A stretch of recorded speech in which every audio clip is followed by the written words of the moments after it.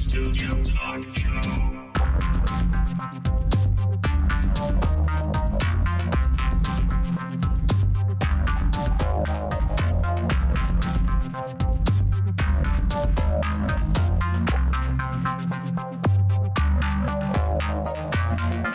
Visual Studio Talk Show.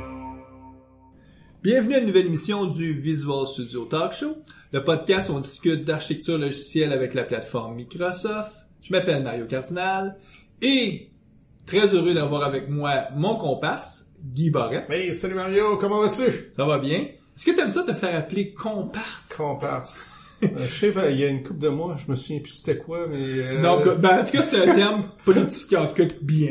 Hein, Ouais. Puis, ça veut juste dire que tu fais partie des aventures de podcasteurs. Des meubles. Hey, je viens de finir une présentation là, sur Azure Mobile App aux Amarins d'FD. Ça s'est super bien passé. Ben oui, parce que on est aujourd'hui, on enregistre le samedi 24 septembre, et c'est la même journée où est-ce qu'il y a un événement ici dans les bureaux de Microsoft à Montréal. Ouais. Xamarin Dev Days. Ouais. Puis tu présentais. Ouais, sur Azure Mobile App. Puis beaucoup d'intérêt. Les gens ont posé beaucoup de questions. Là, puis vraiment intéressant. Là, beaucoup d'interactions. Fait que je suis bien content.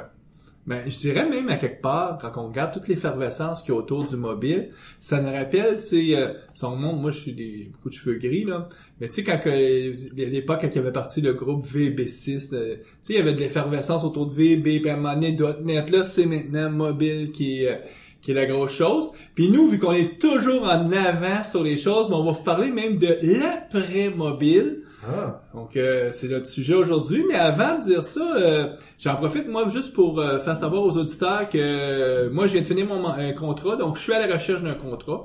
Donc, s'il y a des auditeurs qui ont besoin d'un architecte, en tout cas quelqu'un qui pourrait les aider, on fait plaisir de leur parler. Tu veux travailler en France, au nord non, d'Afrique? tant que possible au Québec, là. Donc, mais bon, on sait jamais. Des fois, la vie peut peut-être nous amener à voyager, mais en tout cas, j'ai pas planifié dans les prochaines semaines déménager. Bon. Avec nous aujourd'hui, on a Alexandre Brisebois. Hey, salut. Bonjour Guy, bonjour Mario. Ça va bien? Très bien, merci. Alexandre, c'est pas ton premier podcast avec nous? Non, ça fait un bon petit moment. Je pense que la dernière fois, on avait parlé de RESTful Services. Mm-hmm. Donc, il y a quelques années, hein, j'imagine. Je sais qu'on est toujours en avant. On en a probablement parlé. Ouais, ça fait quelques années de ça. Ouais. On en a parlé quand ça commençait à devenir un sujet intéressant. Aujourd'hui, ça fait partie des meubles, là, faire des interfaces REST.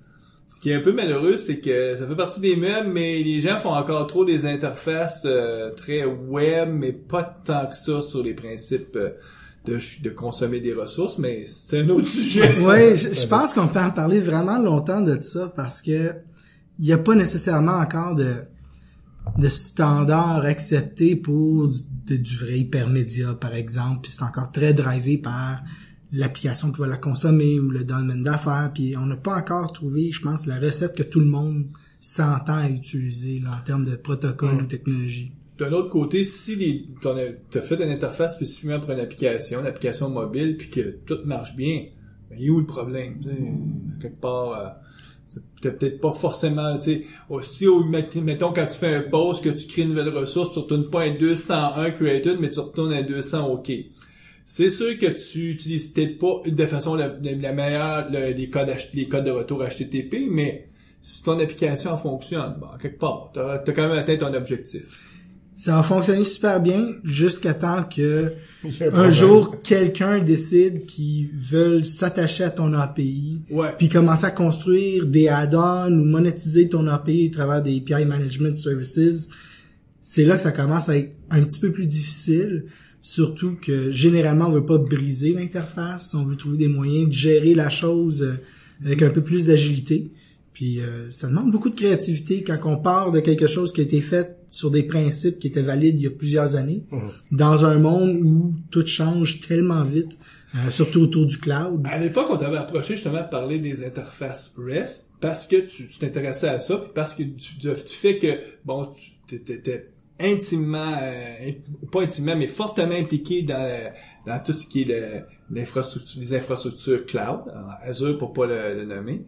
Là, pourquoi on veut discuter avec toi, c'est une passion, quelque chose qui t'a passionné dans les derniers mois. T'as une nouvelle annonce que Microsoft a fait au printemps dernier, qui est le Bot Framework. Effectivement, oui. Alexandre, comme c'est l'habitude dans l'émission, on commence toujours par la bio. Donc, t'es maintenant chez Microsoft. Oui, bientôt 2 ans. Ça va vraiment vite. Ça va vraiment vite. Je pense que la dernière fois qu'on s'est parlé, en fait, je me rappelle même pas si j'étais MVP dans ce temps-là. Ouais. Parce que, bon, pour la petite histoire, ça fait 2 ans que t'es chez Microsoft. Donc, ton rôle chez Microsoft? Moi, je suis le spécialiste Azure qui couvre tout l'Est du Canada pour tout ce qui est pré-vente. Donc, grand compte, puis c'est vraiment d'avoir les discussions autour de c'est quoi Azure, comment est-ce que ça peut aider l'entreprise, où est-ce qu'on va aller chercher, par exemple, de l'agilité, ou qu'est-ce que ça peut m'apporter. Ouais. Puis dans ta vie antérieure, tu étais un informaticien, programmeur, et tu t'intéressais beaucoup à Azure, ce qui a fait qu'à un moment donné, Microsoft t'a donné la reconnaissance MVP. Oui, ça, tout à fait. Tu l'as eu pendant quoi, 2-3 ans aussi? Parce que du coup, tu deviens employé Microsoft, tu peux plus être MVP. Non, c'est ça. Parce que le MVP, c'est pour les gens qui sont pas des employés Microsoft. Exact. Donc oui, c'est un choix extrêmement difficile à faire quand on est MVP, puis décider que on ferme la porte sur un petit peu cette superbe communauté-là. J'ai été MVP pour, je dirais, 1 an, 3 quarts ou 1 an et demi à peu près. Ouais. Ça a été vraiment bref, mais vraiment agréable. Tu as la compétence Azure, oui. Forcément. Puis, ton travail à ce moment-là, tes contrats que tu avais étaient très intimement liés avec Azure. Donc, oui. Ce qui a fait, tu étais reconnu rapidement comme un des experts oui, Azure. Ben, j'ai blogué beaucoup. J'ai plusieurs personnes qui me disaient des fois, ralenti, c'est trop vite. Mais mon but, pour devenir MVP, surtout au niveau Azure, c'était de dire, ben écoute, je travaille sur des choses qu'on n'est pas habitué de voir, on n'est pas habitué de faire dans le cloud. On a des nouveaux défis, les patterns n'étaient pas encore définis. Puis ce que j'aime dire souvent, c'est quand on passe vers le cloud, on recommence à se dire, hey, la physique c'est important. Je peux pas aller plus vite que la lumière. Puis là, on construit des systèmes distribués, on a beaucoup de messages qui se promènent. Puis là, il faut architecturer pour la résilience, la disponibilité. Comment est-ce que je fais si jamais ça fail en plein milieu d'un process? Donc, j'ai travaillé avec l'IXAR en Ontario pour construire des solutions de véhicules connectés. Donc là, c'était des scénarios IoT, donc beaucoup de messages à gérer, à traiter en parallèle. J'ai travaillé sur d'autres projets au niveau d'analyse financière, du big compute, de la recherche. Donc, c'est toutes des différentes approches pour des problèmes qui sont similaires quand on arrive dans le cloud. On parle de beaucoup d'utilisateurs ou beaucoup de données, du traitement à faire d'une certaine façon, puis d'aller chercher de l'intelligence de cette information-là. Mais ça se limite pas nécessairement juste à ce scénario-là. Le cloud, c'est vraiment rendu une commodité. J'ai besoin d'une machine virtuelle, je vais la mettre dans le cloud. J'ai un bout de code que je veux faire rouler, je vais le faire rouler serverless. Donc, je vais juste écrire le bout de code quelque part puis il va rouler. Je veux pas savoir c'est où, je veux pas savoir de la VM, en autant que j'ai une adresse. Donc, c'est très, très large comme sujet. Puis, c'est une autre aventure un peu comme qu'est-ce qu'on va regarder aujourd'hui. Ben oui, parce que aujourd'hui, on ne sort pas vraiment de ton domaine parce qu'il y a un lien assez intime avec Azure, mais on va parler de Bot Framework. Tout à fait. Puis le Bot Framework. Ouais, hein? En français, comment qu'on pourrait traduire ça? Alexandre, comment tu traduirais? Bot vient du mot robot, on s'entend. Ouais. Effectivement, puis on applique le mot robot à énormément de choses aujourd'hui, que ce soit un service qui répond au téléphone pour moi ou une voiture qui se stationne automatiquement ou encore des entités sur Facebook ou autre. Pour moi, un bot, c'est une interface qui me permet d'avoir une conversation. C'est un système qui va me permettre d'avoir une interaction naturelle, surtout avec du langage de tous les jours. C'est des choses qui ont été extrêmement difficiles à faire dans le passé. Dans le gros groupe, interface utilisateur conversationnelle En anglais, j'utilise souvent l'acronyme CUI pour Conventional User Interface. Donc, ça rentre dans ce groupe-là. Les interfaces conversationnelles. Et bon, Microsoft, ils sont partout, donc ils ont vu l'opportunité pour eux de dire, hey, on pourrait vous fournir un framework, donc tout un ensemble de librairies pour vous simplifier la capacité de pouvoir créer vos propres interfaces conversationnelles. Mais si on regarde la chose, des bots, j'en écrivais quand j'étais un petit peu plus jeune, puis que je bidouillais avec MIRC dans le temps, ou des systèmes comme ça, où est-ce que je voulais pas faire de la gestion de channel, je voulais avoir des commandes à droite puis à gauche.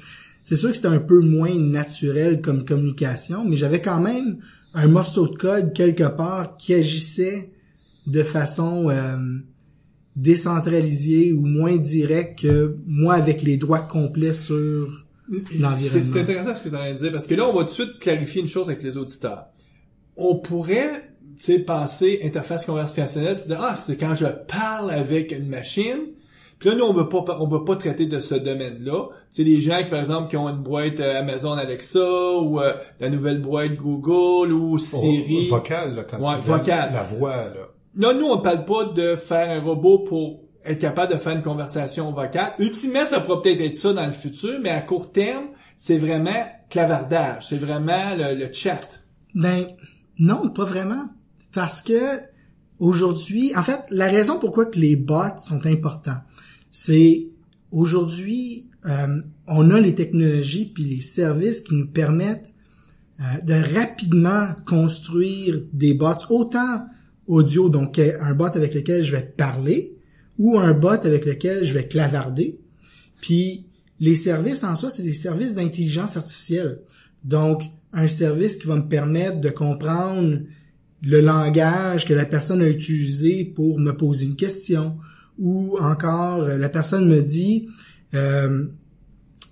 ouvre la porte du garage, par exemple. Mais pourquoi je voulais faire cette clarification-là, c'est si je prends le framework que Microsoft a annoncé, le Bots Framework, c'est vraiment orienté autour de technologies de clavardage. Ça fait les deux. Ça fait les deux? Ça fait les deux. Parce qu'on a vraiment les deux volets. On a celui qui te permet de faire des appels Skype. Puis t'as l'autre côté qui te permet vraiment d'analyser du texte. OK, donc la partie voix, elle est faite avec Skype. Tu peux le faire avec Skype, oui. Ultimement, peut-être avec d'autres technologies dans le futur, mais à court terme, c'était Skype pour la partie voix. Et la partie clavardage, moi, c'est ça que je trouve intéressant, c'est que t'as Skype, mais t'avais aussi beaucoup d'autres canaux possibles que tu pouvais utiliser pour diffuser tes bots. Effectivement, fait que les outils que Microsoft ils ont commencé à mettre ensemble sous le branding Bot Framework, c'est des outils qui me permettent de simplifier beaucoup tous les défis que je vais avoir en tant que développeur. Parce que je vais revenir à ta question rapidement, mais je veux juste qu'on mette ça sur la table. Les outils en sorte qui sont là continuent à évoluer très vite. Il faut se rappeler, on est encore en preview. Puis, généralement, les choses, on va les chercher à travers NuGet. Donc, on s'entend que les packages peuvent être déposés à des intervalles réguliers ou un petit peu... Des mises à jour à tous les mois au moins. C'est ça. C'est pas toutes les semaines. En fait, tous ces outils-là sont là pour simplifier notre vie au maximum. Donc, autant au niveau de la vie du développeur. Donc, autant au niveau de la compréhension de texte que de comment je vais avoir une discussion avec la personne avec qui j'interagis en tant que bot. Donc, comment je fais pour construire une conversation, garder l'état entre chacune des questions-réponses. Parce que on est habitué dans l'univers du web où je vais poser une question ou je vais envoyer une commande puis je vais avoir tout de suite une réaction. Mais on est en mode stateless. J'ai pas d'état qui reste de l'autre côté entre mes appels. Donc, le Bot Framework, lui, il est capable de conserver l'état de la discussion en cours puis permettre de faire avancer la discussion. Donc, je me retrouve avec beaucoup moins de code spaghetti. Puis, mon code est beaucoup plus structuré, je suis un petit peu plus agile, je peux faire évoluer mes conversations. Le défi que tu dis que le développeur a, puis que le Bot Framework veut simplifier, c'est le fait que le type d'application qu'on veut faire, le type de robot qu'on veut faire, pour l'être humain, lui, qui interagit, il faut qu'il ait l'impression quasiment d'avoir une conversation avec un vrai être humain, même si c'est pas un être humain, d'autre côté, là, c'est un robot. Oui, il faut leur donner une personnalité. Il faut leur rendre explicitement que là, c'est un robot. Des fois, ça peut être ta stratégie. Puis il y a beaucoup de gens qui vont essayer de faire croire même, c'est un être humain qui te parle à l'autre bout, là. Tu sais, je suis en train de chatter, puis je m'en irais, je sais pas, moi, sur le site de Pizza 1, 2, 3. Ben, je voudrais une pizza, puis là, il va dire, qu'est-ce que tu veux comme, veux-tu avoir de pepperoni? Puis là, toi, tu fais juste répondre, comme si tu ferais quand tu chattes avec ton ami. Mon exemple est peut-être pas le meilleur. L'exemple le plus typique non, que je vois... il est parfait ton exemple parce que c'est un cas complexe. Parce que quand je vais commander une pizza, j'ai un menu. J'ai plein d'options. Puis j'ai même des fois que je peux me créer ma propre pizza. Fait que c'est une discussion qui est dure à avoir quand même. Puis t'as plusieurs options. Hein. T'as beaucoup d'options. C'est très flexible. Pis c'est dynamique. Parce que si je demande une chose, peut-être que je veux pas nécessairement demander une certaine question parce que l'option est pas là dans mon modèle d'affaires pour quand je crée ma pizza. Ou ça fait juste pas de sens de dire je vais mélanger 2 ingrédients ensemble. Fait que je veux contrôler quand même la discussion.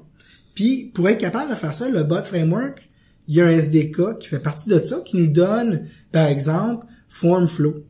Puis FormFlow, c'est je bâtis un objet en .NET qui représente mes variables pour ma commande. Puis je vais donner ça à FormFlow, puis FormFlow, c'est toute la logique nécessaire pour désérialiser, dans le fond, tout ce que la personne a veut, puis de le rentrer dans un objet .NET. Par exemple, ça serait les ingrédients qu'on pourrait mettre sur une pizza. C'est ça. Okay. Fait que là, on aurait du fromage, on aurait, je sais pas moi, de la sauce tomate, des pepperoni. Ça serait ça, là. Ça ferait partie de mon objet, des propriétés sur l'objet. OK. Puis, au fur et à mesure que la discussion avec l'utilisateur est faite par FormFlow, il est capable de dire, OK, le prochain ingrédient, mais c'est ta sauce. Tu veux quoi comme sauce? Tu veux que ça soit épicé, pas trop épicé? Voici tes options. Et j'imagine que tu peux mettre des options obligatoires, comme oui. Ça prend de la sauce. Exact. Obligatoire ou optionnel. Okay. Puis, on a des attributs qu'on peut placer sur les propriétés dans l'objet qu'on utilise. Un peu comme on fait avec Entity Framework puis MVC quand on veut faire de la validation. On peut faire la même chose.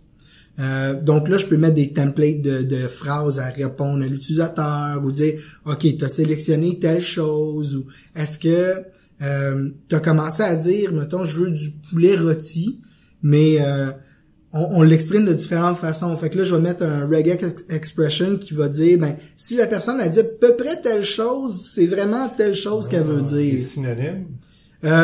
Oui, on pourrait faire ça aussi, mais avec d'autres services d'intelligence qu'on peut intégrer aussi. On va y arriver un petit peu plus tard. Okay. C'est vraiment flexible. Puis moi, ce que j'aime face à ça, c'est que FormFlow, il est capable de dire à l'utilisateur, ce que tu viens de me dire, je le comprends pas, voici tes options. Ou encore, pendant que l'utilisateur parle avec FormFlow, il peut lui dire, tu sais, je veux changer tel ingrédient. Fait que là, FormFlow est assez intelligent pour remonter puis aller changer dans l'objet qu'est-ce qui a été changé. Ou encore, de continuer en avançant puis dire, hey, je suis rendu où en remplissant mon formulaire pour faire ma commande. Fait que là, je peux sortir l'état de mon objet à travers la conversation, puis dire, c'est-tu vraiment ça que tu voulais, oui ou non? Puis la prochaine étape, amène la discussion, c'est de présenter une carte. Une carte, c'est un concept un peu comme sur Twitter, tu sais, j'ai des cartes que je vois des fois qui ont des options, des comme polls. Des mini petits formulaires. C'est ça. Ouais. Fait que là, si j'ai une discussion... On va revenir sur les cartes, mais avant de rentrer là-dedans, moi j'aimerais ça te dérange pas, revenez un peu au pourquoi. Parce que là, je suis dans, mettons que je suis un auditeur, là, j'écoute, dis-moi, mais à quoi ça sert, là, ça? Surtout que, au même moment que Microsoft a annoncé son bot framework, il y a Facebook, presque, je pense, il y a à une semaine d'intervalle qui ont annoncé leur propre système d'API, de bots, tout ça, là. Donc, il y a quelque chose dans l'industrie, là. C'est important, là, ces deux Si on regarde un peu le contexte, quelques mois avant, t'as un petit start-up qui est devenu de plus en plus gros, qui s'appelait Slack, que les autres faisaient justement des engins de chat, puis qu'on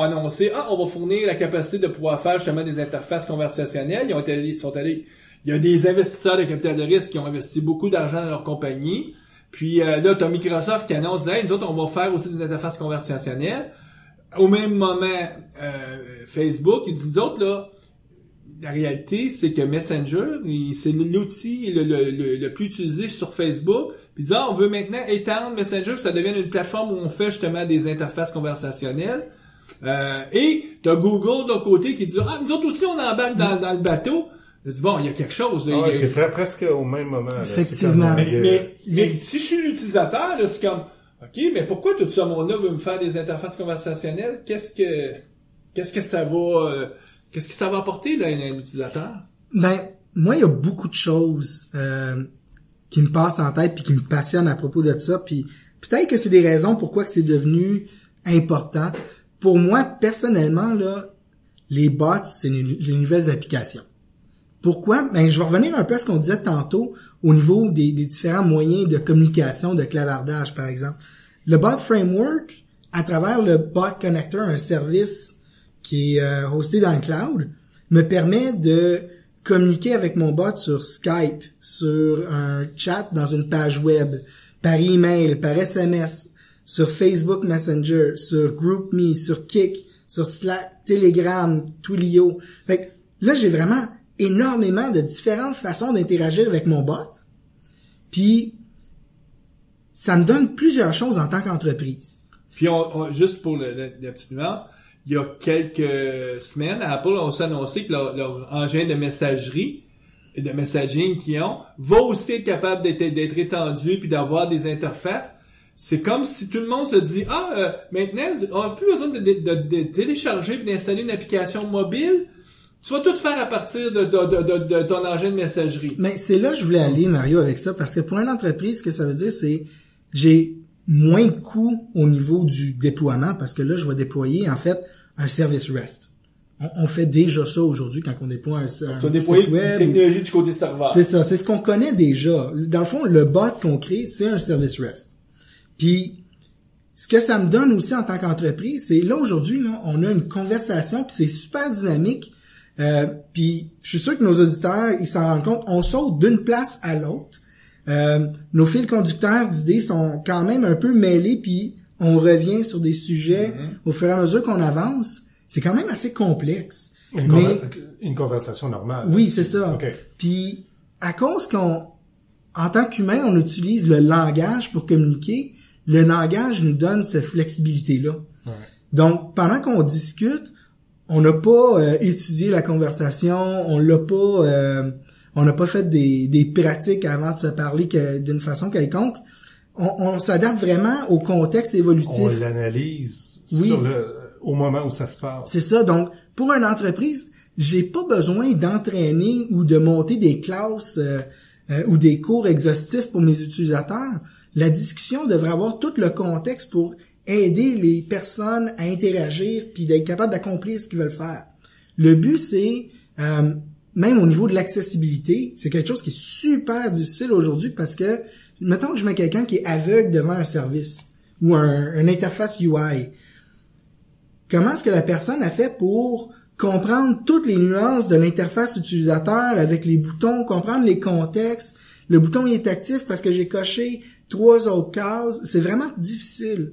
Versus une simple discussion en contexte, la personne elle peut parler avec un clavier braille par exemple ou text-to-speech, puis est déjà fonctionnelle. J'ai déjà la capacité d'aller chercher de la valeur, pour la personne, puis je suis inclusif parce que j'ai beaucoup plus de personnes maintenant qui peuvent travailler avec mon application. Tu me diras si je te comprends bien, Alexandre, mais est-ce que tu es en train de nous dire que, tu sais, en 2007, quand Steve Jobs a montré l'iPhone, je me souviens, moi, tu sais, comme tout équipe, je dis, c'est quoi ce nouveau téléphone-là? On va regarder ça. Puis là, je regardais l'interface utilisateur du iPhone, qui essentiellement, tu avais un bouton, ça te ramenait au départ, puis là, tu avais des boutons, puis tu pesais. Puis tu sais, c'était très simpliste, là. Tellement simpliste que quelqu'un qui était habitué de faire des interfaces compliquées comme on faisait dans le monde .NET, c'était comme, voyons, c'est une bébelle, ça. Il y a pas grand monde qui va pouvoir utiliser ça. Puis les années et l'expérience m'ont démontré que non, c'est pas ça. Là. Il y a quelque chose là, on vient de simplifier l'interface utilisateur pour être capable d'aller chercher un plus grand nombre. Puis effectivement, le PC avait peut-être 200 millions. Sur le téléphone, on est rendu à des milliards d'utilisateurs. Puis c'est sûr que si tu vas chercher des milliards d'utilisateurs, malheureusement, l'intelligence n'est pas distribuée. En tout cas, est distribuée. Ou en tout cas, la non-intelligence est distribuée de façon équitable dans la société. Les gens nuls là, qui comprennent rien, mais ils sont là, mais là avec une interface super simple, ils sont capables d'utiliser. Puis des fois, c'est pas qu'ils sont pas intelligents, je m'exprime peut-être mal, c'est juste qu'ils sont peut-être pas très familiers avec la technologie. Je pense par exemple aux grands-mamans, aux grands-papas, les baby boomers là, qui ont toute une tablette iPad, qui sont capables maintenant de répondre à leur email, parce qu'ils ont quelques petites applications, puis à cause que le modèle est très simple, ils savent qu'ils ont juste besoin de peser sur le bouton Home. Ils vont toujours se retrouver dans leur écran de départ, que là, ils sont sécurisés. Ils disent, je sais où partir, là. Parce que c'était ça qui arrivait souvent, là. C'est qu'ils se retrouvaient perdus. À un moment donné, puis là, je suis où, là? Je sais plus quoi faire. Là, il appelait, Guy, tu peux-tu m'aider? Le Guy dit Guy, je cherche le lien avec le bot framework, là. Non, mais j'y arrive. Ce que je veux dire par là, c'est que, est-ce que le bot framework, ça serait la prochaine génération de ça, de faire encore des interfaces tellement simples que même si tu sais pas où tu t'en vas comme utilisateur, on va te prendre par la main, on va te guider, puis on va réussir à te faire à solutionner ton problème. Puis sans forcément avoir eu besoin de te faire une application mobile que je t'ai fait télécharger, installer sur ton téléphone. Puis là, il a fallu qu'on t'éduque pour dire, tout ce qu'on dit, c'est, prenons ton système de messagerie, envoie-nous, c'est sûr, il faut que tu communiques avec le bon point, le bon, tu sais, dans ce cas-là, ça serait un numéro de téléphone, ou en tout cas, le bon service, mais si tu communiques avec le bon service, tu vas juste dire bonjour, puis là, on va te dire bonjour, puis après ça, tu dis, qu'est-ce que je peux faire pour vous? Puis comme dans la vraie vie, on fait quand on essaie de solutionner des problèmes.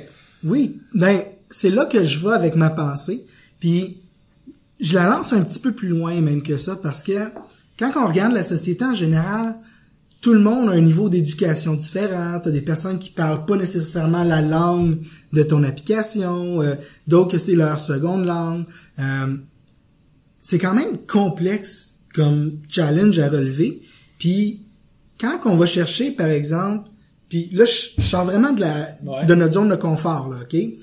Disons que je vais chercher des anthropologues, je vais chercher des psychologues, je vais chercher des personnes qui comprennent vraiment la communication. Je vais chercher des experts de verticaux d'industrie. Je vais chercher des personnes qui sont habituées de comprendre le contexte humain, de comprendre comment est-ce qu'on interagit, c'est quoi les choses qui font en sorte que, par exemple, moi, Alex, je vais être heureux ou je vais être triste ou je vais avoir une certaine émotion. Puis quand je vais chercher ces personnes-là pour m'aider à, on se le cachera pas, faire le design d'une conversation, mais là, je peux aller targeter vraiment des parties de la société que j'aurais jamais pu aller chercher dans le passé. Si j'ai une conversation à la place d'une interface super complexe, mais déjà là, je peux aller choisir des mots qui sont accessibles. Je peux aller chercher des constructions de phrases, des façons de m'exprimer pour que, par exemple, je puisse aller chercher quelqu'un qui a moins d'éducation pour quand même accomplir des tâches qu'avant, j'avais besoin de beaucoup plus d'éducation pour accomplir. Parce que je peux aider la personne à travers la discussion, je peux l'éduquer à travers la discussion à faire des choses. Puis, la communication est beaucoup plus simple.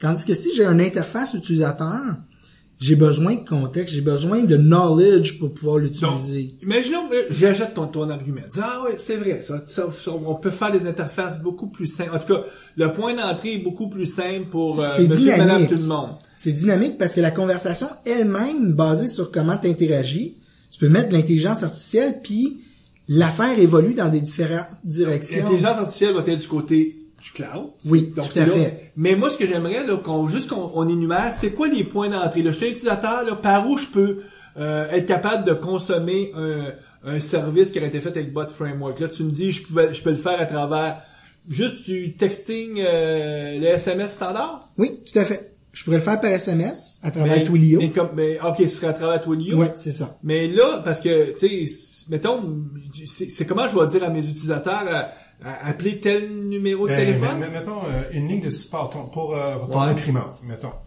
Tu veux offrir des options de support. Il y en a un, ça pourrait être les SMS. Fait que, bon, mon imprimante ne marche pas. Ouais, mais à qui t'envoies les SMS? Ben oui, mais il serait listé sur le site de support. Ben, c'est comme si je prends le téléphone puis j'appelle mon support ou j'appelle, non, je vais une compagnie, par exemple, comme tantôt pour une pizza. OK.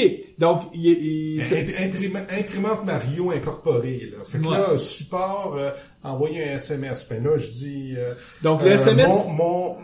La couleur marche pas. Ouais.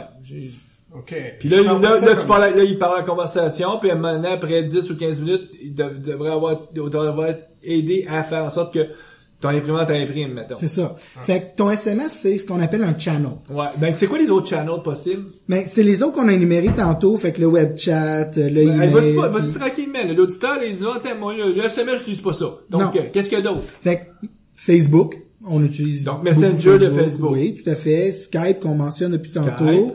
Slack. Slack est un autre système de chatting. Ou encore email, parce que on se cachera pas, là, le email, il est pas encore mort. Ah ouais? Puis, on l'utilise pour plein de choses différentes. Donc, si je suis capable, par exemple, d'enlever la pression de mon organisation ou de ma petite business, de répondre à des emails, par exemple, puis dire, bon, mais quand tu comprends pas ce que la personne te demande, tourne-toi de bord, pose-moi la question, moi je vais te répondre, tu vas cacher la réponse, tu vas bâtir ton knowledge base, puis tu vas pouvoir continuer à répondre à ma place. Donc là, je viens de me libérer énormément de temps dans ma journée pour focusser sur ma business. C'est que là, l'employé lui utiliserait l'email, mais directement l'utilisateur pourrait aussi envoyer des emails un peu au lieu d'être des chats, c'est juste que... Encore là, à chaque fois, c'est un petit morceau de texte. C'est juste un channel. Qui est envoyé, que ce soit un courriel, un SMS, une fenêtre de clavardage. C'est juste une phrase ou une série de phrases qui sont envoyées back and forth. C'est ça. Puis quels sont les autres canaux à part le email après ça? Ben on en a fait plusieurs jusqu'à date, mais je pense faut pas se concentrer sur les channels en soi parce que ça on va continuer à en ajouter au fur et à mesure qu'on avance. Fait que tu sais, tu mentionnais Skype au niveau de la voix. Oui. En fait, c'est juste à un certain moment donné dans la conversation, il doit avoir un système de reconnaissance vocale qui transforme le wave là, donc ce qu'on a envoyé en un bout de texte qui lui va être analysé, puis c'est ça qui va... Tout à fait, c'est exactement ça. On revient tout le temps à une ou deux phrases là, qui sont envoyées en amont puis en aval. Exact. Ouais. Mais ça, c'est la base de la chose. Puis que ce soit speech to text ou que ce soit du texte directement, il y a une chose qui est intéressante. On a énormément de services de traduction aussi. Hein. Ouais. Donc là, je pourrais avoir quelqu'un qui est espagnol, qui veut interagir avec mon bot, puis il va utiliser Skype Translate pour parler au bot, parler à Skype. Skype va traduire en anglais ou en français vers mon bot qui lui est bâti en français. Puis j'ai j'ai toutes les chaînes jusqu'au bout pour interagir. Donc là, j'ai de l'accessibilité encore. Mais je pourrais aussi faire un bot qui est multilingue. Donc j'ai plusieurs cultures qui est supporté, puis le bot peut le faire aussi.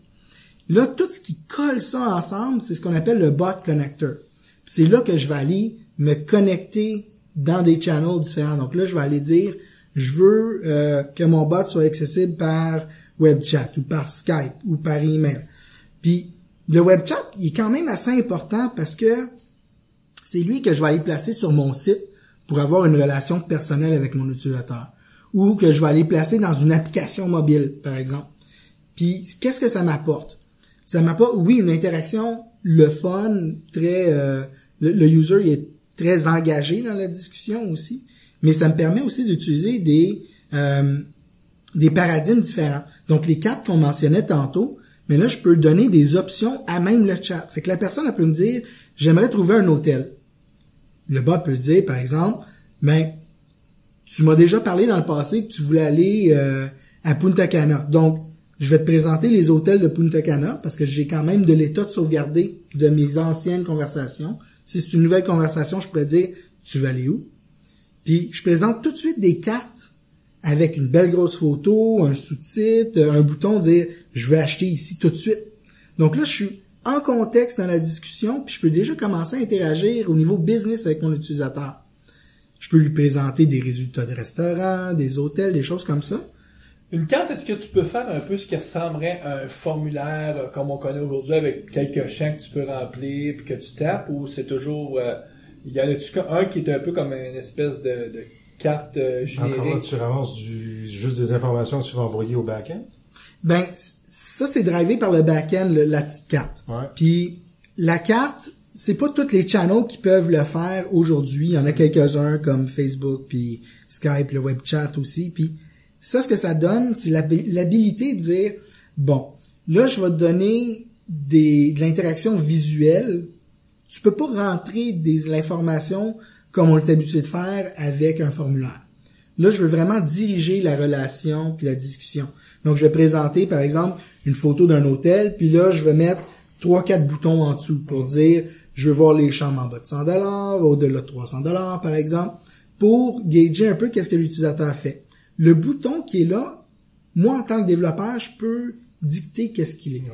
Est-ce qu'il va écrire quelque chose dans le chat pour l'utilisateur, comme un template?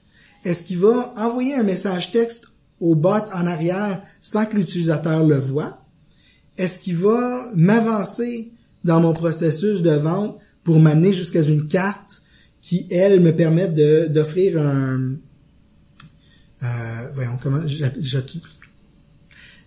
qui va me permettre d'offrir un reçu à l'utilisateur. Donc là, la personne peut voir tel service ou telle accommodation, tel prix, est-ce que tu acceptes? Donc oui, je vais confirmer. Puis là, on va faire une transaction à travers le bot. Je suis jamais parti du homepage.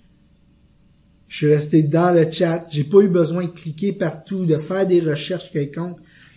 Donc, on simplifie puis on accélère l'interaction. Moi, ce que j'entends, puis je trouve intéressant, c'est que c'est sûr que on guide plus, on prend plus par la main l'utilisateur pour être capable d'avoir une conversation dans laquelle, à chaque étape, l'utilisateur est toujours en confiance, il est jamais perdu.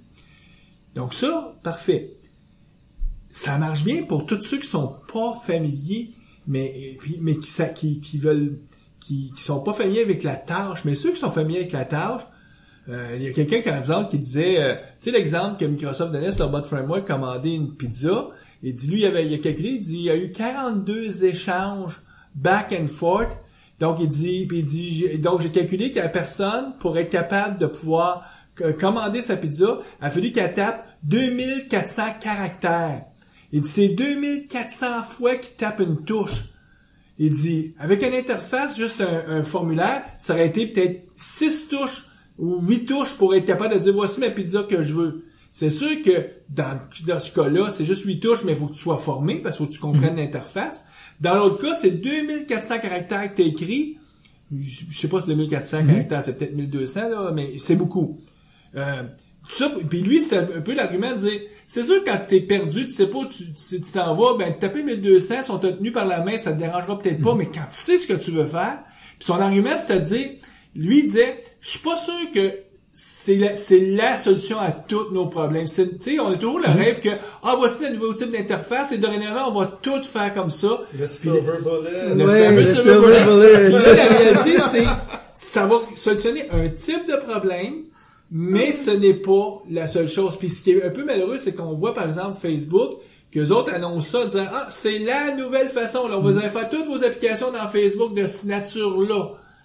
Soit que Facebook pense que tous leurs utilisateurs, leurs milliards d'utilisateurs, c'est des dummies pis des idiots pis qui sont prêts à taper 1200 caractères tous les fois, ou va falloir qu'ils arrivent avec des modèles un peu hybrides. Ou puis la carte, c'est ça que je trouve intéressant, c'est que ça me fournit un peu ce modèle hybride. Exact.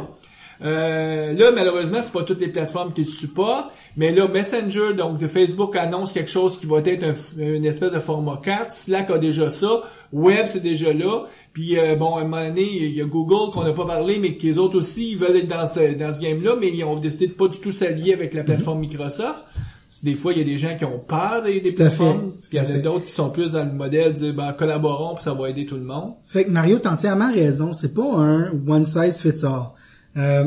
Moi, où je vois la chose, de façon positive, c'est ça te prend une interface web ou fat client si tu veux faire des graphiques, si tu veux faire des choses à la Power BI par exemple, où est-ce que je veux avoir des rapports en temps réel, puis je veux suivre mon intérêt, tout ce qui se passe. Mais dans un monde comme ça, je peux mettre un bot à l'intérieur d'un dashboard, puis interagir avec le bot pour travailler ou voir des choses plus spécifiques dans le dashboard, par exemple. L'autre chose, pour commander une pizza, on s'entend que le menu ou les options sont quand même assez finis. Donc, à chaque étape, j'ai peut-être 3-4 options différentes ou... Fait que je peux tout driver l'interaction avec des cartes. Dire, voici les options, choisis-en 1, 2, 3, clique. J'ai pas tapé. Je fais juste suivre des images. Je dis, je veux ça, qu'avec les cartes, on enlève les fameux caractères, puis on tomberait peut-être ce serait pas 8 tapes, mais ça serait 18, mais ça serait quand même assez performant pour tout utilisateur qui sait où ce qui s'en va. Ils font comme, ça m'a pris 1 seconde et demie de plus, pas grave. C'est ça. Celui qui est complètement perdu, ben lui, il a trouvé l'expérience bien correcte parce qu'il a été pris par la main et guidé au pas à pas. Exact. Ce que finalement, Apple ont réussi à faire avec l'iPhone, quand ils ont sorti leur interface ultra simple, qui est pour des développeurs d'applications, dans le modèle qu'on avait avec des écrans, on trouvait ça un peu comme un jouet.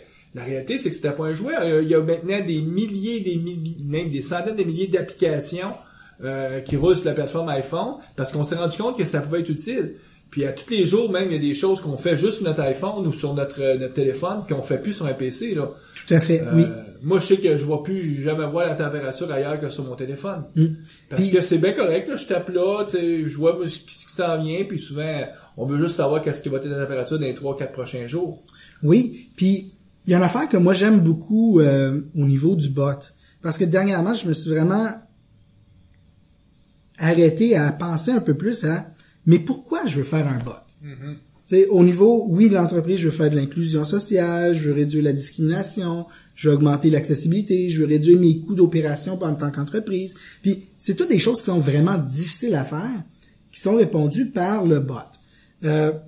Mais, pourquoi je voudrais utiliser un bot à la place de faire du push notification, par exemple, pour te ramener dans une application, puis recommencer l'interaction utilisateur, de garder actif.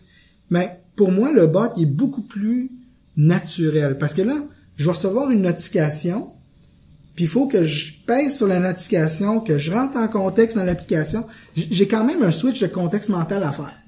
Versus, mettons que je regarde les différents bots qu'il y a dans le bot directory en ce moment.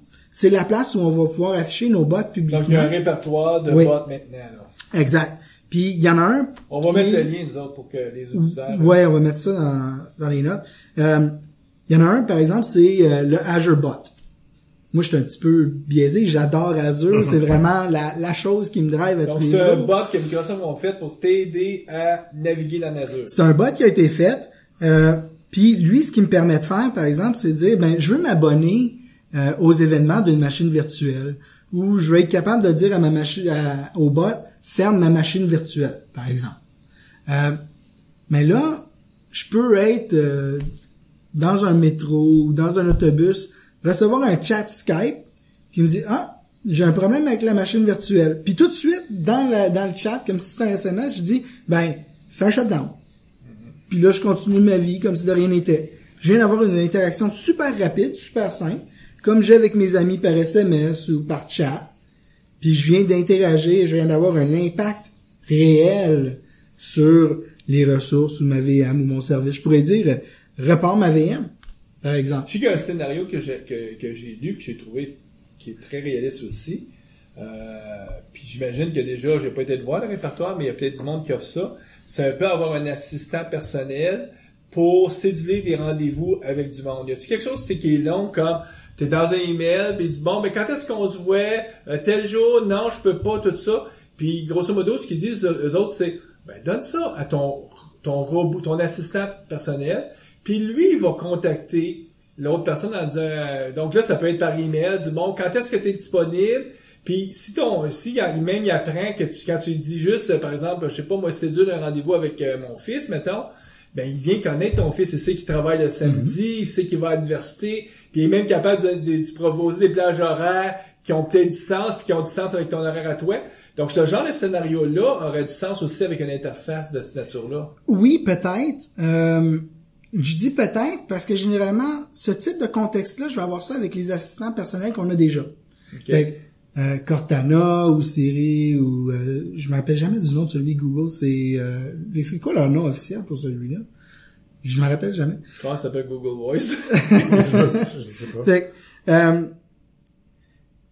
pour moi, c'est eux autres qui ont vraiment le contexte. Mais imagine si, par exemple, dans le même scénario que tu me dis, je me retourne vers ce service spécialisé-là qui s'occupe de mon agenda, par exemple. Puis là, je dis, je veux que tu me séduises un meeting avec mon fils, mais que ton bot, il parle à son bot. Ouais. Puis là, ils vont se parler, puis ils vont négocier ensemble. Puis à un moment donné, ils vont trouver soit un impasse ou une plage horaire. S'ils trouvent un impasse, ben là, les deux robots peuvent se retourner chacun de leur bande puis dire, ben là, on a 3 options, on a besoin de ton input pour pouvoir finir ton horaire. L'envoyer par SMS, puis là, toi, tu exact, c'est ça. Puis t'as mis un doigt sur quelque chose qui est vraiment important. Avec le bot framework, dans mon API, je suis capable de dire telle personne sur tel channel, j'ai déjà les informations. Fait que je veux que tu inities une communication avec cette personne-là versus juste répondre à une question ou à quelque chose qui vient de l'utilisateur. Donc là, c'est vraiment bidirectionnel comme communication. C'est beaucoup plus riche. L'autre chose aussi que tu peux faire avec les bots, on change de scénario complètement. Là, on se dit, OK, ça c'est du one-on-one, je suis avec un utilisateur qui interagit avec un robot. Mais je peux aussi dire, je prends un robot et je le mets dans un groupe. Un peu comme Qbot sur GitHub, où est-ce qu'il va faire des actions pour les utilisateurs en groupe. Mais moi aussi, je peux faire des bots qui va, par exemple, quand je parle au bot puis je dis, tu sais, trouve-moi un restaurant, puis que j'ai mis le bot dans notre discussion, ben là, il va me trouver peut-être tous les restaurants qui sont autour de moi. Mais il va les mettre dans le chat avec tout le monde. Puis là, tout le monde va pouvoir dire, mais moi, je veux tel restaurant. Puis ça va faire un poll au niveau du bot, puis lui, il va pouvoir revenir après puis dire, ben la majorité du monde a voulu tel restaurant. Voulez-vous que je fasse une réservation pour vous? Puis là, on clique sur un facilitateur dans le groupe. Exact, c'est ça. Là, on jasait dans le corridor avant l'enregistrement avec un ami qui travaille pour un voyagiste, puis je sais que moi, à chaque fois que je magasine un tout inclus là dans le sud, c'est compliqué. Je sais pas combien de recherches parce que le nombre de paramètres de l'engin de recherche est super limité. Il faut absolument que tu te retrouves dans le détail, la fiche du tout inclus pour faire ton choix. Dire oui, je le veux, oui, je le veux pas. Fait que je vois un petit engin, un bot comme ça où là tu dis tes préférences au fur et à mesure, t'en élimines un, lui en voyant ce que tu élimines, il est capable d'en trouver des différents ou qui sont plus de ton goût, puis ensuite de présenter ça sur une carte, puis non, c'est assez intéressant. Je pense que ce qu'on n'arrive pas à voir là, présentement, c'est vu que c'est tellement nouveau là, c'est où sont les possibilités, puis où ça va être utile ou non. Mais je pense que on va commencer à les voir apparaître un peu partout au fur et à mesure qu'on s'y fait la main. Ouais. Je peux pas être prescriptif sur qu'est-ce qui marche pas. Mais, par exemple, tu dis ça, mais il y a déjà un bot Skyscanner dans le directory des bots en ce moment. Donc, on peut commencer à jouer avec ça. Ça peut être des jeux, par exemple, un jeu de solitaire que je vais faire par bot. Ou, disons que je suis en voyage puis je veux jouer à un jeu de trivia. Des questions-réponses. Mais là, je peux prendre un bot puis c'est lui qui va faire le jeu, qui va gérer le jeu, puis tout le monde va pouvoir répondre. Puis, fait autant au niveau entertainment qu'au niveau productivité, facilitateur dans ma vie, on va les voir apparaître vraiment à toutes les sauces et vraiment partout. Que ça soit dans une voiture, que ça soit sur mon téléphone, ce que moi je trouve intéressant, c'est que à cause que je vais pouvoir utiliser la voix, éventuellement mon bot va être hybride. J'ai besoin d'un écran, j'ai plus d'écran. Donc là, je peux pouvoir faire un appel à mon bot, discuter avec, faire quelque chose, prendre mon téléphone, parler avec lui sur SMS, puis là, on est vraiment rendu dans la mobilité ultime dans ma tête, parce que j'ai plus besoin de déployer, plus besoin d'installer, comme Mario disait. C'est juste une question de découvrir c'est quoi le bot qui va me permettre de faire une certaine chose. Des fois, ils vont être par publicité qu'on va les trouver, d'autres fois, ça va être prescriptif. Mais on a vraiment une nouvelle opportunité d'interaction. Puis comme je disais tantôt, c'est pas le bot ou l'application, je pense que ça va vraiment être un mariage entre tout ça, parce que comme on dit, c'est une interface. Puis généralement, quand on code, on se fait un domaine d'affaires, puis sur lequel je vais brancher un fact client, je vais brancher un API REST, je vais brancher un bot. Puis ça va tout travailler sur la même logique de business en arrière. Donc, nos éditeurs qui nous écoutent, imaginons qu'ils disent « Ah ouais, là, je suis vraiment convaincu, là, je pense qu'il faut que j'explore ça pour que je maîtrise les interfaces conversationnelles. » Microsoft a une offre, mais en parallèle, t'as Slack qui a une offre. T'as Facebook avec Messenger qui a une offre. Parce que toi aussi, ils fournissent une API. Tout à fait. T'as Apple qui a annoncé leur API pour leur système de messagerie. Donc, pourquoi un de nos éditeurs prendrait Microsoft? Qu'est-ce que Microsoft offre de plus que la compétition? Je t'ai entendu, moi, il y a deux concepts qui, je pense, sont très intéressants que la compétition n'a pas. FormFlow, les cartes. Est-ce qu'il y a plus que ça? Mais il y a beaucoup plus que ça, parce que, pour répondre à la première question, c'est, quand je regarde le bot framework en soi, les connecteurs sont vraiment importants. Mais en fait, les channels, que j'ai utilisé le mot connecteur, là, les channels sont vraiment importants parce que le bot connector qui est le service, c'est lui qui va faire l'interface entre tous les autres services qui évoluent tout le temps. Fait que toi, tu vas bâtir ta conversation, tes cartes, tes interactions de façon générique pour tout ce qui va être utilisé pour les consommer. Ça, c'est à condition qu'ils peuvent se connecter à tout ce qui existe. Exact. Aujourd'hui, OK, c'est le fun, ils ont Facebook, mais Google a refusé de jouer dans leur écosystème. Apple a refusé de jouer dans leur écosystème.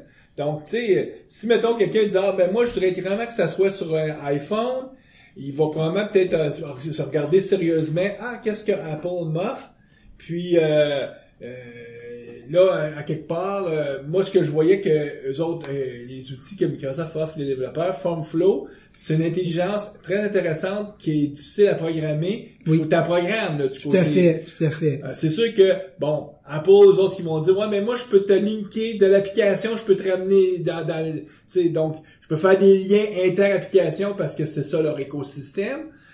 Microsoft, vous autres dit, ben, nous, on va plus te donner des outils du côté back-end pour te simplifier la tâche.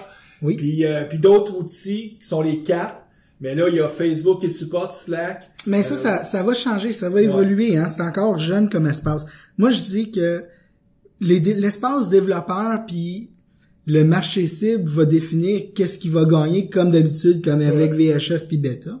Mais au niveau du back-end, c'est là qu'on n'a pas passé trop de temps encore dans notre discussion. On va y venir. Je voulais parler d'expérience, mais là... Fait que là, au niveau back-end, pourquoi que moi, en tant que développeur .NET ou en tant que développeur Node.js, j'ai de l'intérêt? C'est que là, il y a beaucoup de choses qui ont été simplifiées, comme FormFlow qu'on parlait tantôt, mais j'ai aussi l'approche dialogue. Donc là, je peux faire, avec une interface Fluent, un dialogue avec quelque chose qui ressemble beaucoup à ce que je vais écrire en link. Donc là, je peux mettre de la logique d'affaires, je peux mettre de la validation, je peux mettre de la gestion d'erreurs, je peux combiner un dialogue très custom avec un FormFlow, par exemple. Fait que là, je fais une discussion, puis là, j'arrive à un moment où je veux remplir un formulaire. Quand mon formulaire il est prêt, j'ai un objet qui est sérialisé, qui est désérialisé, donc là, je peux travailler avec. Je le prends, puis je le passe dans ma business logic qui existe déjà. Donc, tout le bot framework est là pour simplifier du moment où moi j'ai une interaction humaine, naturelle, jusqu'à la frontière de mon code qui existe déjà. Comment je fais pour mettre une interface conversationnelle sur mon application d'entreprise ou mon application grand public avec un investissement minimum. Je veux pas tout réécrire mon application pour que ça devienne un bot. Mais je veux être capable d'avoir une interaction, je veux être capable de capitaliser là-dessus.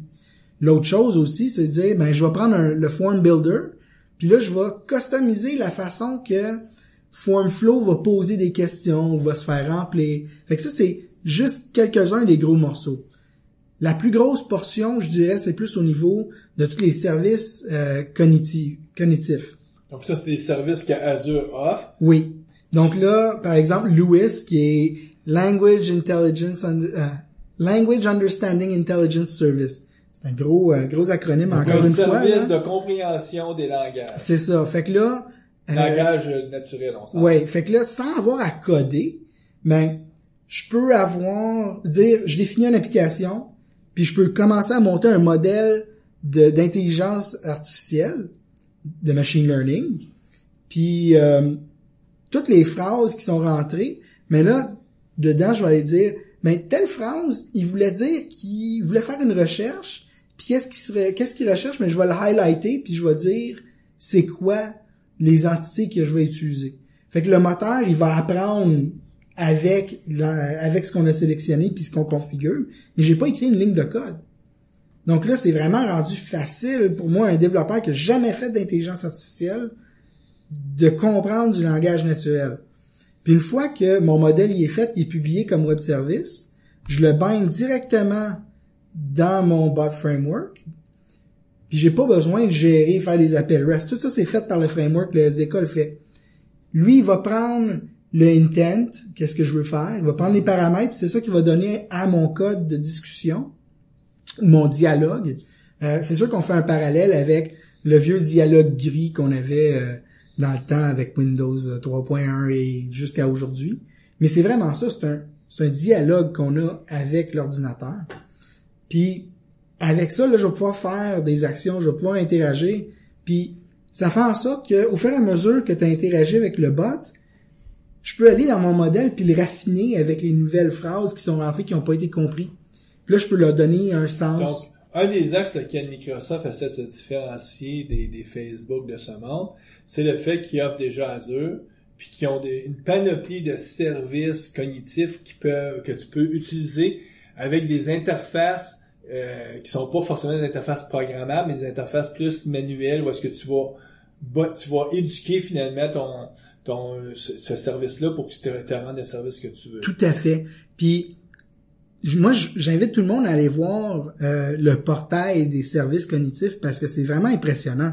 Là, on parle de langage depuis tantôt, mais ça peut être autre chose. Je peux être dans un événement, prendre une photo, l'envoyer à mon bot, puis le bot, lui, il va trouver toutes les faces, puis il va les brouiller. Fait que déjà là, je viens d'anonymiser ma photo, puis je peux l'utiliser parce que je veux juste avoir le gros contexte.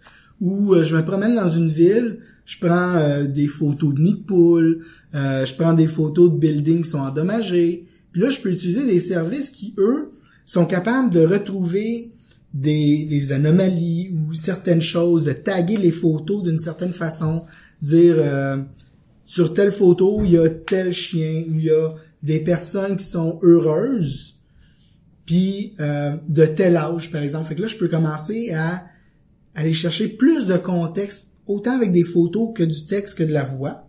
Mm-hmm. Je peux identifier des personnes avec des services vocaux. Fait que là, je peux prendre une discussion puis identifier qui parle dans la discussion, dans une discussion de groupe. Je peux faire de l'authentification vocale. Il y a tellement de possibilités. Donc, mettons que là, je me dis, ouais, c'est vrai, là, l'offre de Microsoft, elle semble intéressante.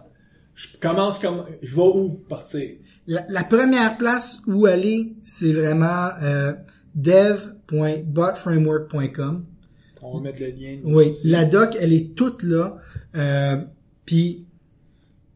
Mais c'est quoi ça a l'air de quoi là, pratico-pratique? On construit. Qu'est-ce qu'on construit? C'est quoi qu'on déploie? Tu sais, quand on faisait une application, on faisait un EXE, c'était une application locale, ou si c'est une application web, c'est un site web. Exact. Là, c'est... Quand je parle, là, je vais parler du côté .NET. Je vais chercher un template de projet. Puis le projet, c'est... Donc, tu construis ça avec Visual Studio. C'est ça. Puis, ce projet-là, c'est un Web API.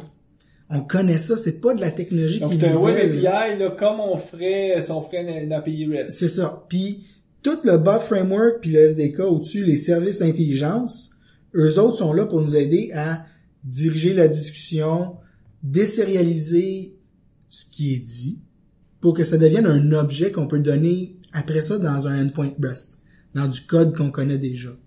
Donc, c'est vraiment de faire l'interface naturelle, puis de simplifier tout ça pour nos utilisateurs, puis nos développeurs. Donc, gros, est-ce que tu es en train de me dire que le front-end, pas le front-end, mais le connecteur qui reçoit les communications SMS ou email, t'as pas besoin de coder ça, il est tout là, puis lui, ce qu'on dit, c'est, nous, on va appeler une interface REST que toi, tu vas faire, puis donc, moi, ce qui me reste, c'est à mettre le code dans mes contrôleurs de mon interface REST pour fournir l'intelligence que le robot, le bot a besoin. C'est exactement ça. Donc, le bot connector, lui, il va s'occuper de garder l'état de la conversation, il va s'occuper de gérer la connexion de telle personne, elle utilise tel channel, donc elle parle sur SMS ou elle parle sur Skype. Donc, toute cette grosse complexité-là est déjà faite pour nous. Puis moi, je fais juste bâtir mon intelligence, bâtir ma conversation qui va être drivée après par toute l'infrastructure. Sauf que bâtir mon intelligence, là, c'est là que c'est difficile. Il faut comprendre c'est quel genre d'intelligence faut faire en fonction des questions qu'on reçoit. C'est ça. Fait que c'est là que, comme tantôt je disais, on commence à sortir de notre zone de confort. C'est là que tu dis, je vais créer un dialogue ou je vais faire un form flow parce que je vais voir que l'utilisateur remplisse un formulaire. C'est ça. Donc, remplisse un paquet de Ou choses. encore dire, hey, moi, ma voisine ou mon voisin, c'est un psychologue. Mais je vais aller les voir, là, puis je vais dire, hey, comment est-ce que je devrais exprimer telle chose pour que la personne la comprenne? Puis là, on va aller chercher des personnes dans la société en tant que développeur avec qui j'ai jamais vraiment travaillé. Parce que ça commence à être beaucoup plus humain. Je commence à trouver des façons d'interagir différemment dans un cadre où des fois je suis peut-être pas la meilleure personne socialement ou je sais pas trop comment m'exprimer pour que tout le monde me comprenne. Fait que je vais aller chercher de l'aide ailleurs que où est-ce que je vais normalement comme vers un MSDN ou vers un Channel 9. Fait que oui, on sort de notre zone de confort, mais c'est vraiment excitant comme aventure. Mais où je vois que ça va être un peu difficile pour Microsoft tu sais, souvent, là, ça te prend, on utilise en anglais le terme killer app. C'est une application qui devient le démonstrateur de wow, voici ce que tu peux faire avec une certaine technologie. Pendant longtemps, pour Windows, ça a été Office qui a servi de killer app pour montrer voici ce que c'est une application. Puis du côté des applications mobiles, c'est les applications qui sont devenues très populaires sur les iPhones. Donc on parle Instagram, Facebook, c'était les killer apps. Pour ça, pour les interfaces comme ça, je sais pas s'il y a vraiment un killer app qu'on peut déjà aujourd'hui cerner ou c'est le futur qui va nous le dire, ou si à quelque part il y aura pas tant de killer app comme de paquets de petits applications qui vont rendre des services. Ouais, je pense que Guy a vraiment le doigt dessus là. On s'en apercevra pas. Ouais. Ils vont popper un après l'autre. Il faut que ça soit naturel. Ouais. Parce que sinon on n'adhérera pas. Ouais. Il faut pas que ça soit un changement drastique. Faut qu'on puisse naturellement les adopter puis les utiliser puis sans. Donc les vrais killer apps dans ce domaine-là vont être tellement invisibles, vont être quasiment 99% invisibles qu'on les notera pas. On va juste les utiliser sans se rendre compte qu'on est en train d'utiliser des bots finalement là. Moi, je pense vraiment que c'est pour ça que c'est les nouveaux apps. Ouais, puis je pense que là où ça va arriver en premier, là, ça va être dans Messenger de Facebook. Pour le grand public. Pour le grand public, là, tu sais, de façon générale. Puis oui, mais j'ai aussi un commentaire intéressant il y a pas longtemps du fait que, ok, c'est cool, je mets des bots dans mes contact lists pour commencer à interagir. Comment je fais maintenant pour voir la différence entre un bot puis une vraie personne? Puis après ça, l'autre question qu'il faut se poser, c'est-tu vraiment important comme question? Versus, est-ce que je vais accomplir ce que je veux faire ou il va falloir que je me stine avec quelqu'un pour y arriver? Fait que, honnêtement, c'est super intéressant. On est dans les balbutiements de, je dirais, tout l'univers bot ou conversation en tant qu'interface. Parce que maintenant, on a enfin les moyens, les outils de le faire de façon efficace. Ce qui me vient en tête quand je t'entends dire ça, c'est, tu sais, il y a 20 ans, si on avait dit aux gens, quand l'ordinateur débutait, ou il y a 20-30 ans, un jour, là, avec le IoT, avec les petits devices, il va y avoir plus de petits ordinateurs, finalement, qu'il va y avoir d'êtres humains sur la planète. Les gens ont fait comme, ben, voyons donc. Mais aujourd'hui, c'est ça, là, il y a des milliards de petits. Peut-être que devant nous, il y a des milliards de bots qui vont être là, puis que des fois, on saura pas, on va penser que c'était un être humain qui a répondu quand on était, tu sais, comme j'ai fait tout à l'heure en disant, hey, c'est barré en bas, pouvez-vous venir me débarrer? Ben, ça aurait pu être Il y a un terme pour ça. Skynet. Ouais, mais c'est vraiment important de garder en tête que les services que j'ai mentionnés tantôt, c'est pas des services qui apprennent par eux-mêmes. Ça prend quand même un humain qui va les trainer. Ils ont quand même une limite, puis il y a un contexte à ça. C'est pas les bots qu'on a vus dans les derniers mois, je dirais, qui étaient des expériences plus au niveau de l'intelligence artificielle, ou de l'apprentissage. On a mis un en ligne, puis ça a pas été long elle a appris des choses pas réellement jolies à dire. Là. Oui, mais en même temps, il y a tellement d'apprentissage à travers quelque chose comme ça. Mais c'est intéressant parce que, oui, l'expérience a fait en sorte que les gens s'en ont servi de mauvaise façon, mais sauf que elle a appris, tu sais, ce bot-là a appris... elle a appris à devenir raciste. Donc, ouais, mais c'est pas du tout les mêmes types de bots dont on parle. Non. De toute façon, si ces bots-là, tu les connectes pas sur quelconque intelligence artificielle qui les éduque, ça va toujours être l'être humain qui va continuer à garder qui va définir l'intelligence qui met là-dedans. C'est ça, parce que veut pas, généralement, on va créer un bot parce qu'on veut simplifier la vie pour une chose ou on veut monter un modèle d'affaires. Je peux pas laisser mon modèle d'affaires à une intelligence artificielle. Faut quand même que je le contrôle, faut quand même que je mette des balises, que j'aide la personne à évoluer puis jusqu'à la fin dans le fond. Donc faut pas craindre cette chose-là, même si oui, c'est quelque chose qu'on a appris à avoir en arrière de notre tête avec tous nos merveilleux films d'Hollywood dans les dernières années et depuis notre jeune enfance. On aime se faire peur les êtres humains aussi. Ah oui, vraiment. Ben sur ces belles paroles, Alexandre, on te remercie. Ouais. Ben merci beaucoup, c'était super agréable. Puis nous, ben on va souhaiter une bonne programmation à nos auditeurs. On les revoit le mois prochain. Au revoir. Bye bye.